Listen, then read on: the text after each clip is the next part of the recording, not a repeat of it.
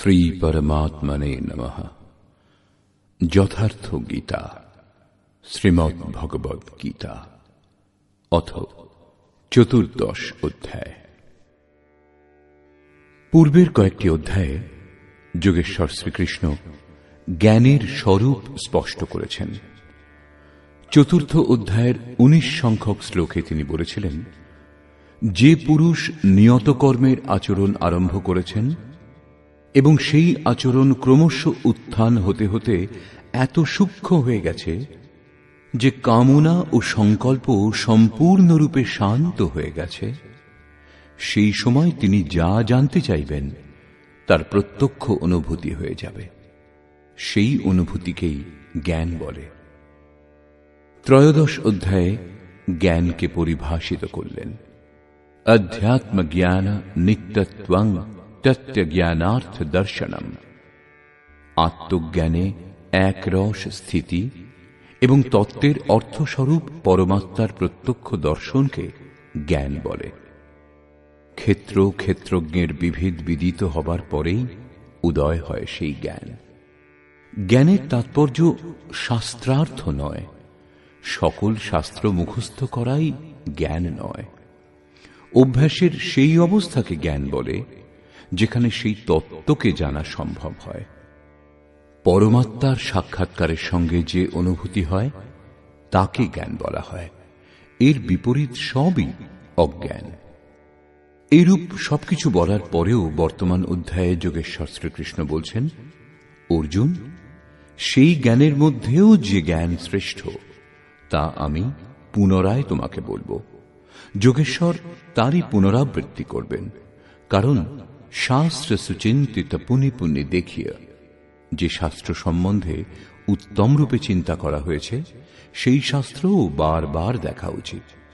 শুধু তাই নয়, যেমন যেমন আপনি সাধন পথে এগিয়ে যাবেন, ইষ্টের যত কাছে যাবেন, তেমন তেমন ব্রহ্মের কাছ থেকে নতুন নতুন অনুভূতি পাবেন।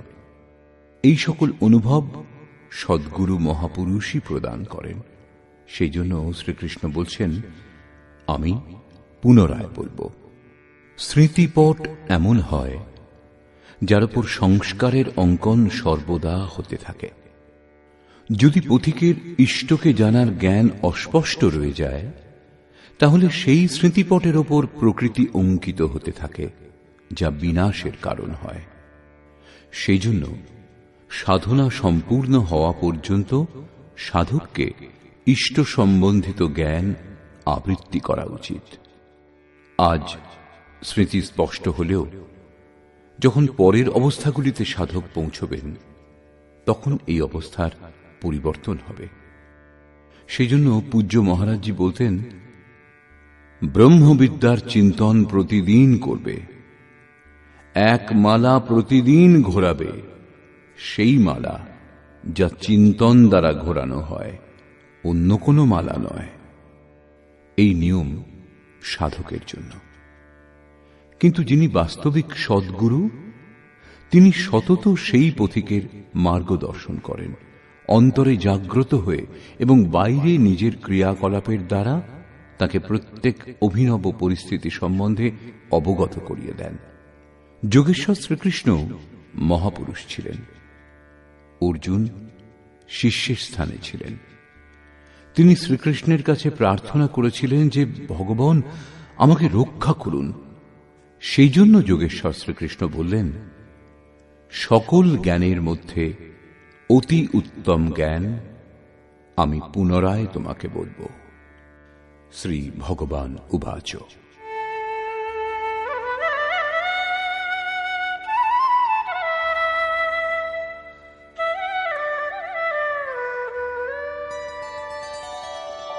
परं भूयः प्रवक्ष्यामि ज्ञानानां ज्ञानमुत्तमम् यज्ञात्वा मुनयः सर्वे परां सिद्धिमितो गताः।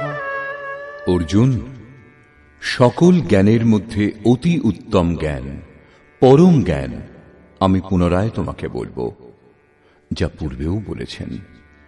যার সম্বন্ধে জানার পর মুনিগণ এই সংসার থেকে মুক্ত হয়ে পরম সিদ্ধি লাভ করেন, যার পর কিছু পাওয়া বাকি থাকে না। ইদং জ্ঞানমুপাশ্রিত্য মম সাধর্ম্যমাগতাঃ সর্গেপি নোপজায়ন্তে প্রলয়ে ন ব্যথন্তি চ।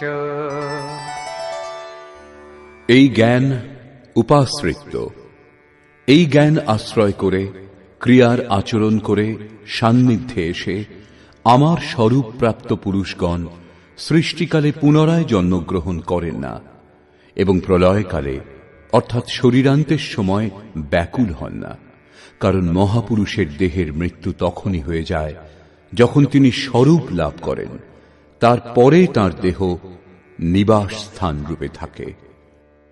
পুনর্জন্মের স্থান কোথায় যেখানে মানুষ জন্মগ্রহণ করে? এই প্রসঙ্গে শ্রীকৃষ্ণ বলছেন,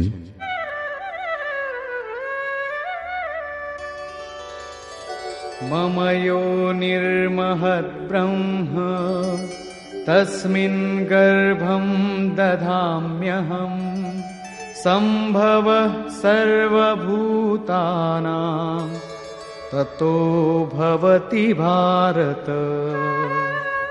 হে অর্জুন, আমার মহৎ ব্রহ্ম অর্থাৎ অষ্টধামূল প্রকৃতি সর্বভূতের উৎপত্তির কারণ রূপ যোনি এবং তাতে আমি চেতন রূপ বীজ স্থাপন করি। সেই জড় চেতনের সংযোগে সর্বভূতের সৃষ্টি হয়।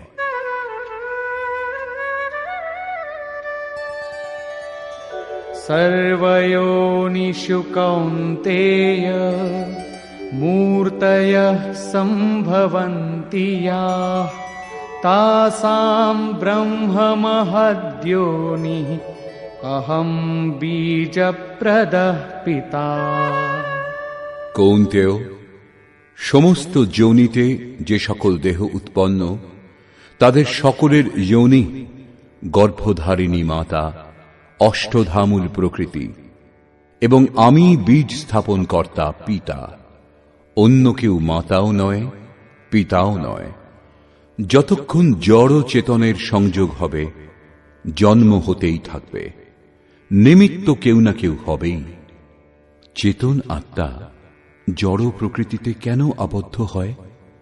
এই প্রসঙ্গে বলছেন,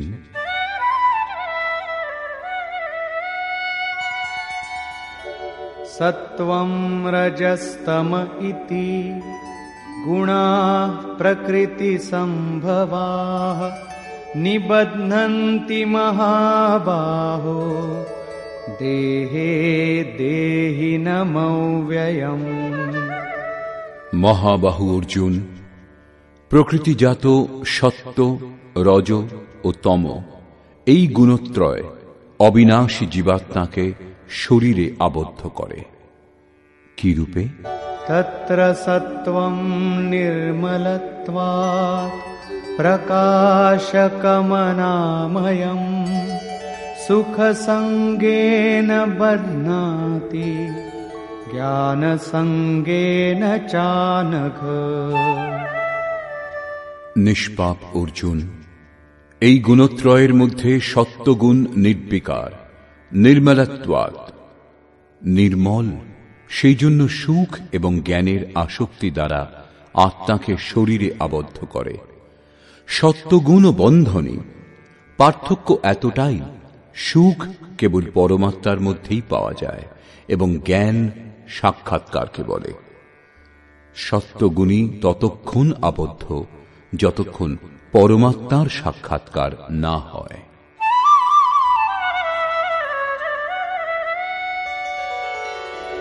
রজো রাগাত্মকং বিদ্ধি তৃষ্ণা সঙ্গ সমুদ্ভবম তন্নিবধ্নাতি কৌন্তেয় কর্ম সঙ্গেন দেহিনম।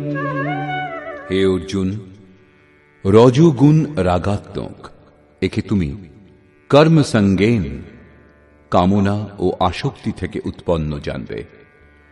রজোগুণ জীবাত্মাকে কর্ম ও তার ফলের আসক্তি দ্বারা আবদ্ধ করে। এই গুণ কর্মে প্রবৃত্তি প্রদান করে। তমস্ত্বং জ্ঞানজং বিদ্ধি মোহনম সর্বদেহিনাং প্রমাদালস্য নিদ্রাভি তন্নিবধ্নাতি ভারত। অর্জুন, তমগুণ সকল দেহধারীগণকে মোহমুগ্ধ করে। একে তুমি অজ্ঞান থেকে উৎপন্ন জানবে। এই গুণ আত্মাকে প্রমাদ অর্থাৎ ব্যর্থ চেষ্টা, আলস্য যে কালকে করা হবে এবং নিদ্রা দ্বারা বদ্ধ করে। নিদ্রার অর্থ এই নয় যে তমগুণী বেশি ঘুমোয়, দেহ শয়ন করে, এইরূপ নয়।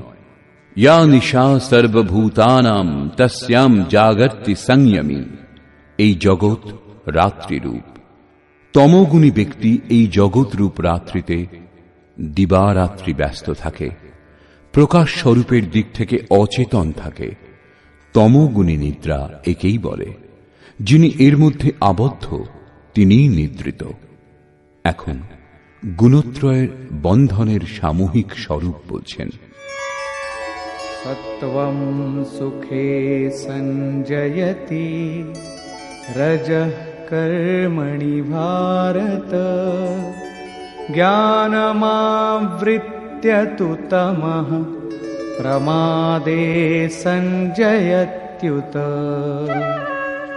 অর্জুন, সত্ত্বগুণ সুখে, শাশ্বত পরম সুখের ধারাতে প্রবৃত্ত করে, রজগুণ কর্মে প্রবৃত্ত করে এবং তমগুণ জ্ঞানকে আবৃত করে প্রমাদে অর্থাৎ অন্তঃকরণের ব্যর্থ চেষ্টাতে প্রবৃত্ত করে।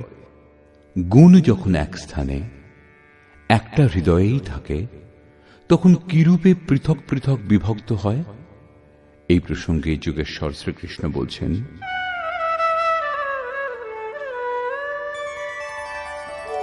রজস্তমশ্চাভিভূয় সত্ত্বং ভবতি ভারত রজঃ সত্ত্বং তমশ্চৈব তমঃ সত্ত্বং রজস্তথা।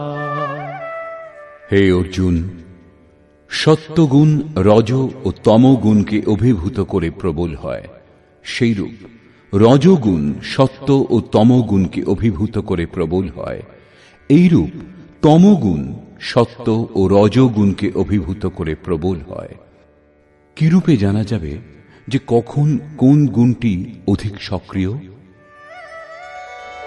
সর্বদ্বারেষু দেহেস্মিন প্রকাশ উপজায়তে জ্ঞানম যদা তদা বিদ্যাৎ বিবৃদ্ধম সত্ত্বমিত্যুত।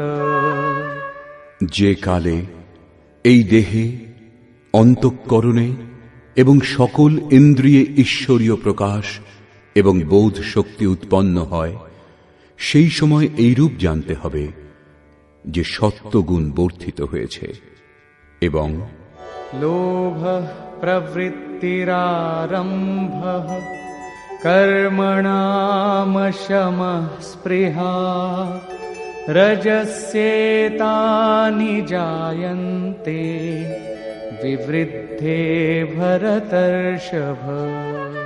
হে অর্জুন, রজগুণ বর্ধিত হলে লোভ, কর্মে প্রবৃত্ত হবার প্রচেষ্টা, কর্ম আরম্ভ, অশান্তি অর্থাৎ মনের চঞ্চলতা, বিষয় ভোগের স্পৃহা এই সকল উৎপন্ন হয়।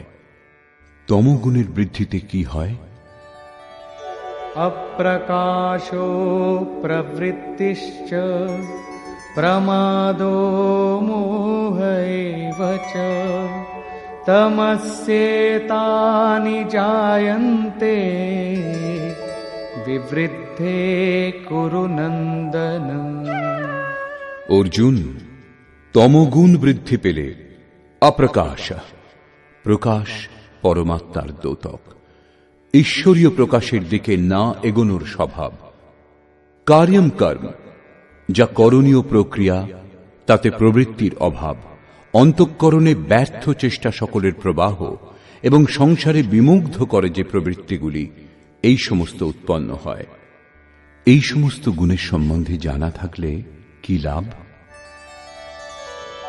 यदा सत्त्वे प्रवृद्धे तु प्रलयं याति देहभृत् तदोत्तमविदां लोकान् अमलान् प्रतिपद्यते। সত্যগুণের বৃদ্ধিকালে এই জীবাত্মা দেহত্যাগ করলে উত্তম কর্মকারীদের পাপ মুক্ত দিব্য লোকাদিকে লাভ করে এবং रजसि प्रलयं गत्वा कर्मसङ्गिषु जायते तथा प्रलीनस्तमसि मूढयोनिषु जायते। রজগুণের বৃদ্ধিকালে যার মৃত্যু হয়, তার কর্মে আসক্ত মনুষ্যলোকে জন্ম হয়, এবং তমগুণের বৃদ্ধিকালে মৃত্যু হলে মূঢ় যোনিতে জন্ম হয়, যার মধ্যে কীট পতঙ্গাদি পর্যন্ত যোনির বিস্তার আছে। অতএব গুণত্রয়ের মধ্যে মানুষের উচিত সাত্ত্বিক গুণধর্মে যুক্ত হওয়া। প্রকৃতির এই সঞ্চয় ভাণ্ডার আপনার দ্বারা অর্জিত গুণ সকলকে মৃত্যুর পরে আপনাকে সুরক্ষিত ফিরিয়ে দেয়। এর পরিণাম कर्मणः सुकृतस्याहुः सात्विकं निर्मलं फलम् रजसस्तु फलं दुःखम् अज्ञानं तमसः फलम्। সাত্ত্বিক কর্মের ফল সাত্ত্বিক, নির্মল সুখ, জ্ঞান এবং বৈরাগ্য আদি বলা হয়েছে।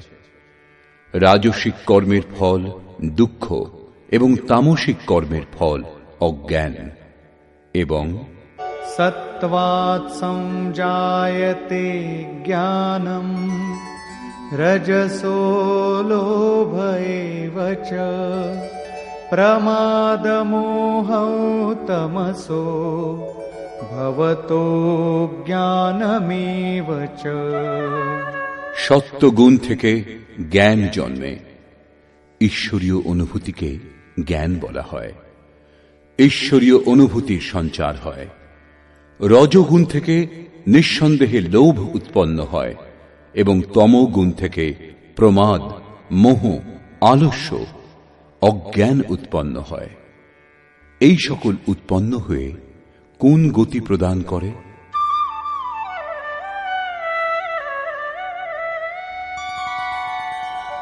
ऊर्ध्वं गच्छन्ति सत्त्वस्था मध्ये तिष्ठन्ति राजसाः जघन्यगुणवृत्तिस्था अधो गच्छन्ति तामसाः। সত্যগুণে স্থিত পুরুষগণ ঊর্ধ্বমূলম, সেই মূল পরমাত্মার দিকে এগিয়ে যান, নির্মল লোকাতীতে গমন করেন।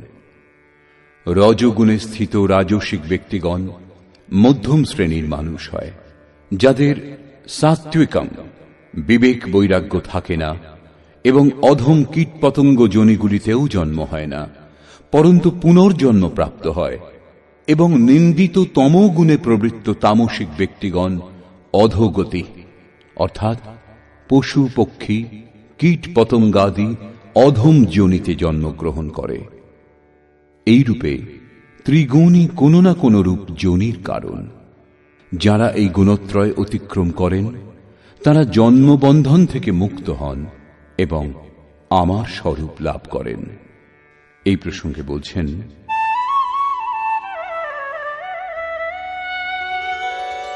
नान्यं गुणेभ्यः कर्तारं यदा द्रष्टानुपश्यति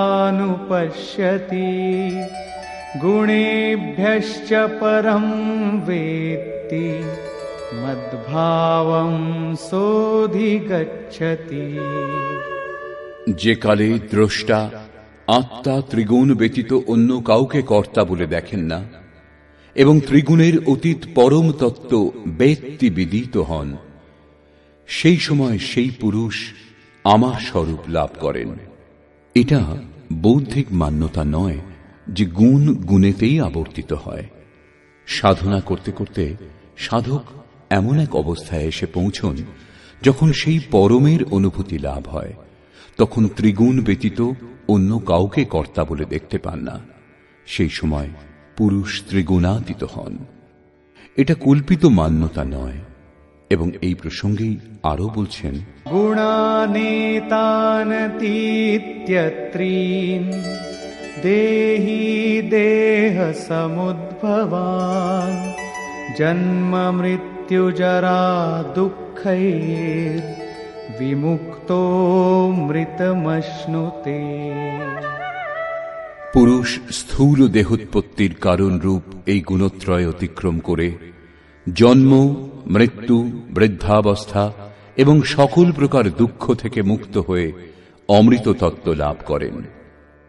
এই প্রসঙ্গে অর্জুন জিজ্ঞাসা করলেন, অর্জুন উবাচ,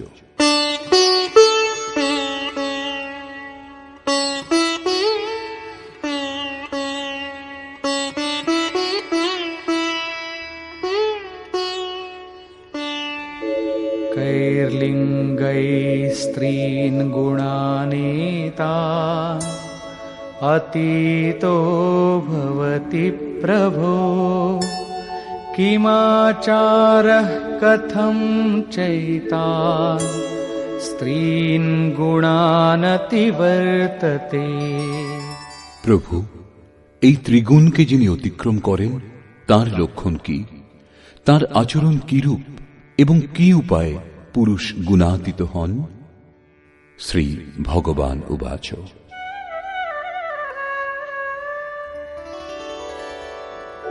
প্রকাশঞ্চ প্রবৃত্তিঞ্চ মোহমেব চ পাণ্ডব ন দ্বেষ্টি সম্প্রবৃত্তানি ন নিবৃত্তানি কাঙ্ক্ষতি। অর্জুনের এই তিনটি প্রশ্নের উত্তর দিয়ে যোগেশ্বর শ্রীকৃষ্ণ বললেন, অর্জুন, যিনি সত্ত্বগুণের কার্য ঈশ্বরীয় প্রকাশ, রজগুণের কার্য প্রবৃত্তি এবং তমগুণের কার্য মোহে প্রবৃত্তি হলে দেশ করেন না এবং নিবৃত্ত হলে সেই সকলের আকাঙ্ক্ষাও করেন না, এবং উদাসীনবদাসীনো গুণৈর্যো ন বিচাল্যতে গুণাবর্তন্ত ইত্যেব যোবতিষ্ঠতি নেঙ্গতে। এইরূপ উদাসীনের সদৃশ স্থিত যিনি, তিনি গুণ সমূহ দ্বারা বিচলিত হন না। গুণ সকল গুণে প্রবৃত্ত এইরূপ জেনে সেই অবস্থা থেকে সরে যান না, তখন তিনিই গুণাতীত।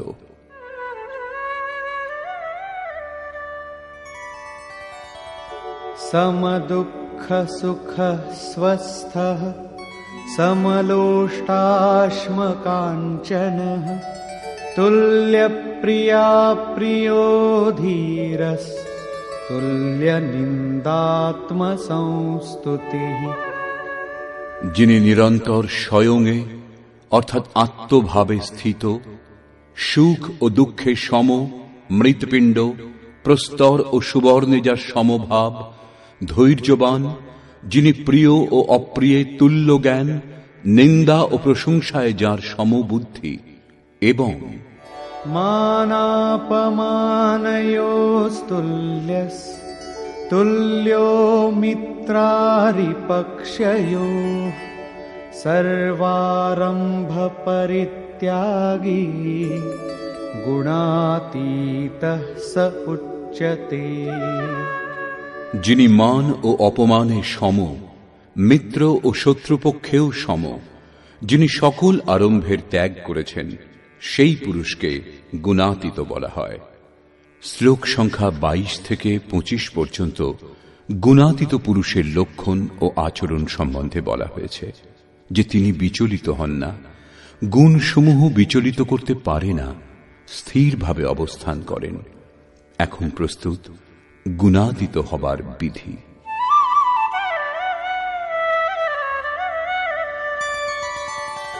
মাং চয়ো ব্যভিচারেণ ভক্তিযোগেন সেবতে সগুণান সমতীত্যৈতান ব্রহ্ম ভূয়ায় কল্পতে। যে পুরুষ অব্যভিচারিণী ভক্তি দ্বারা অর্থাৎ ইষ্টের অতিরিক্ত অন্য সাংসারিক স্মরণগুলি থেকে সম্পূর্ণ মুক্ত হয়ে যোগ দ্বারা অর্থাৎ সেই নির্ধারিত কর্ম দ্বারা নিরন্তর আমার ভজনা করেন, তিনি উত্তম রূপে ত্রিগুণকে অতিক্রম করে পরব্রহ্মের সঙ্গে একীভূত হবার যোগ্য হন, যাকে কল্প বলা হয়। ব্রহ্মের সঙ্গে একীভূত হওয়াই বাস্তবিক কল্প। অনন্যভাবে নিয়ত কর্মের আচরণ না করে কেউ গুণাতীত হয় না। অবশেষে যোগেশ্বর নির্ণয় করলেন,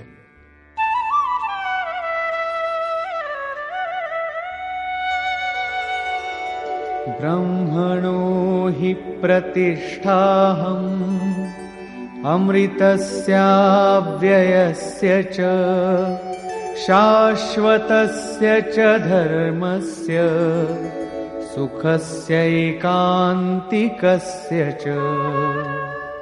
হে অর্জুন, সেই অবিনাশী ব্রহ্মের যার সঙ্গে তিনি কল্প করেন, যার মধ্যে তিনি গুণাতীত একইভাবে স্থিত হন, অমৃতের, শাশ্বত ধর্মের এবং সেই অখণ্ড এক রস আনন্দের আমি আশ্রয়, অর্থাৎ পরমাত্ম স্থিত সদ্গুরুই এদের সকলের আশ্রয়।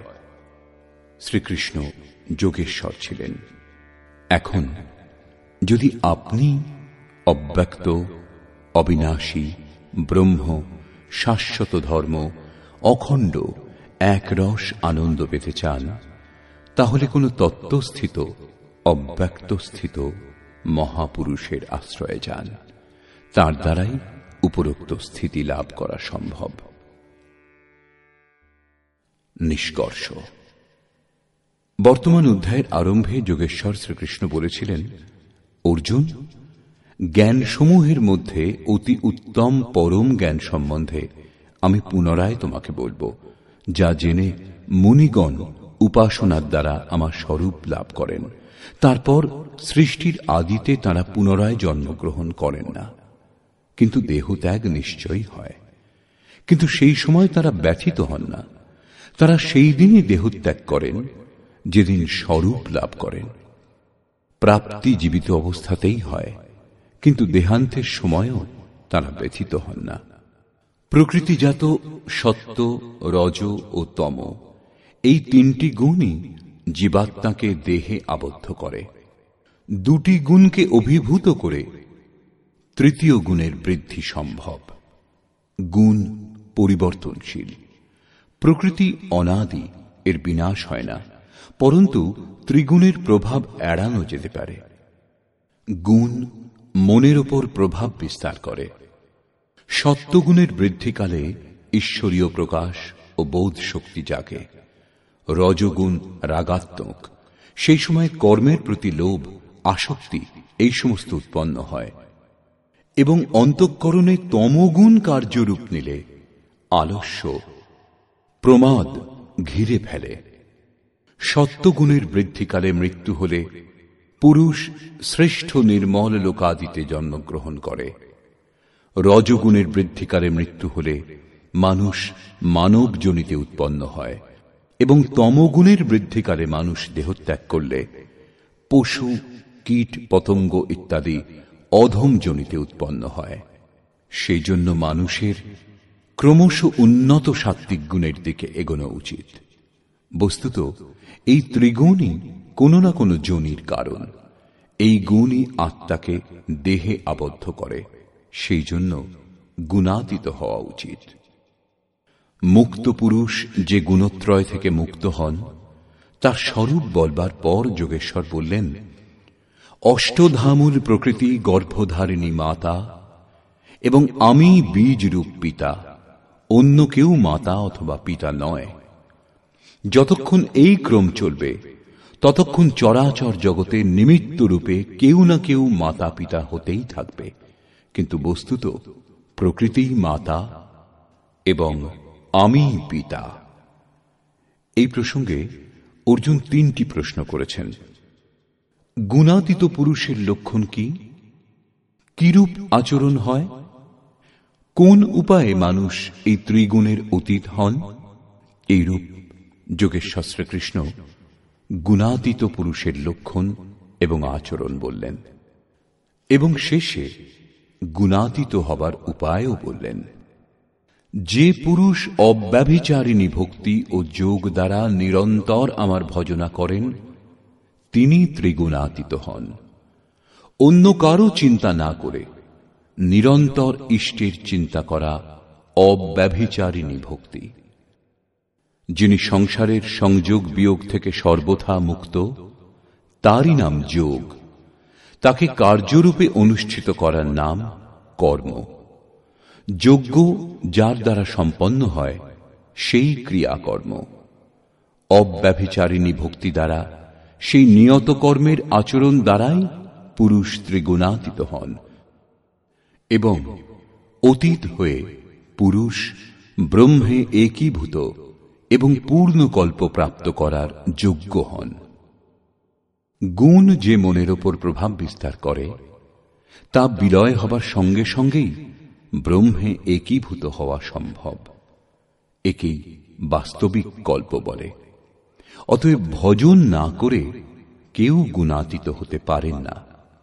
অবশেষে যোগেশ্বর নির্ণয় করলেন যে সেই গুণাতীত পুরুষ যে ব্রহ্মের সঙ্গে একইভাবে স্থিত হন সেই ব্রহ্মের অমৃত তত্ত্বের, শাশ্বত ধর্মের এবং অখণ্ড এক রস আনন্দের আমি আশ্রয়, অর্থাৎ প্রধান কর্তা।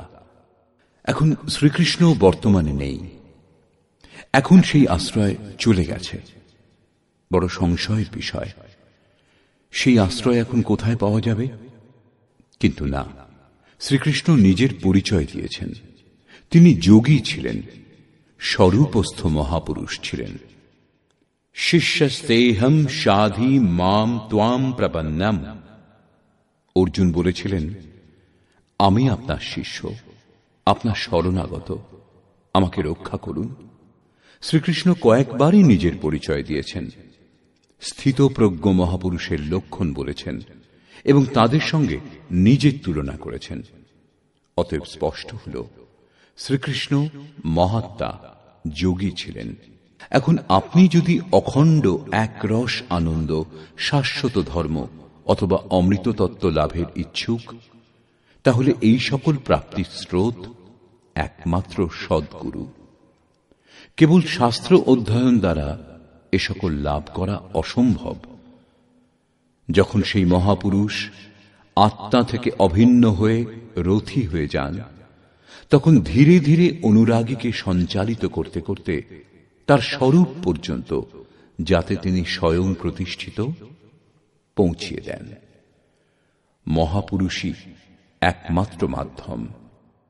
এইরূপ যোগেশ্বর শ্রীকৃষ্ণ নিজেকে সকলের আশ্রয় বলে এই 14 অধ্যায় সমাপ্ত করলেন, যাতে গুণসমূহের বর্ণনা বিস্তারপূর্বক করা হয়েছে। অতএব